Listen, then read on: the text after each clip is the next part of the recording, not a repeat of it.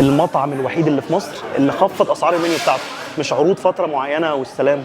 يعني بسمع عن مطاعم بتعمل عرض على حاجه معينه عندها، يعني خد دي والتانيه هديه مثلا، ومطاعم تانيه بتعمل عروض على الصواني بس عمري في حياتي ما سمعت عن مطعم بينزل في الاسعار بتاعه المنيو بتاعته، ده غير العروض اللي شغاله كده كده عنده.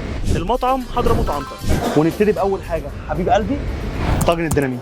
بسم الله، من بره عالمي، 250 جنيه بدل 300 جنيه. نخش بقى على الطاجن اللي بعده، طاجن بطاطس باللحمه. اي طاجن عندهم باللحمه سعره بقى 199 جنيه. عندهم نوعين من الموزه، موزه تركي اللي هي بتبقى في الفخاره دي، وموزه ثانيه بقى لحمه ضاني. بص اللحمه عامله ازاي، خطيره.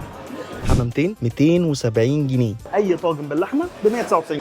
الصواني سعرها 800 جنيه. اي 3 ورقات كبده سجق لحمه سعرهم 470 جنيه بدل 580 جنيه. من الاخر حضرموت عنتر مكسب قليل، ناس كتير اكيد احسن من مكسب كتير وناس قليل. الدعاء نبطل نجيب اللي ما يكسبوش.